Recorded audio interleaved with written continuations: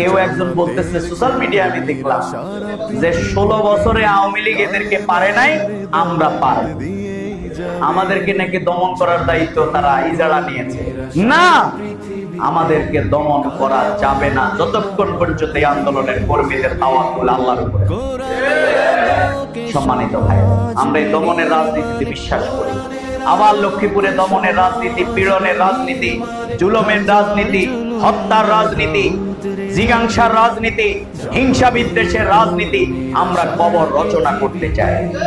আমরা এখানে প্রতিযোগিতায় লাগতে চাই মানবিকতার দিক থেকে কে কত উন্নত, আমরা নৈতিকতার দিক থেকে কে কত উন্নত।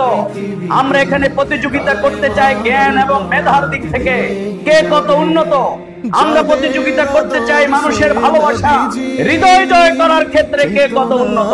সেই প্রতিযোগিতার ভিত্তিতেই আগামী দিনে এখানে জনপ্রতিনিধি নির্বাচিত হোক, আমরা সেটাই প্রত্যাশা করি।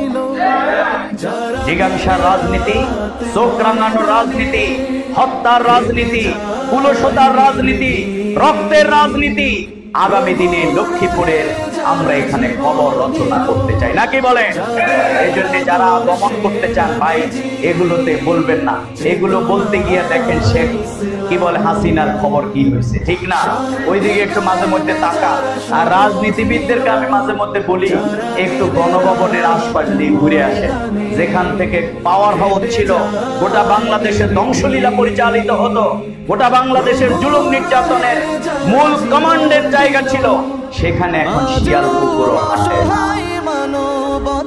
সুতরাং শিক্ষা নিতে হবে এখান থেকে। এই জায়গা আমরা শেষ করতে চাই, নাকি বলে? এই জন্য কেউ যদি আমাদের দিকে ময়লা আবর্জনা, অস্ত্র, গোলা বারুদ ছুড়ে, আমরা তাদের দিকে ফুলের সুবাস নিয়ে গিয়ে যাবো ইনশাআল্লাহ। কে পারবেন আপনারা?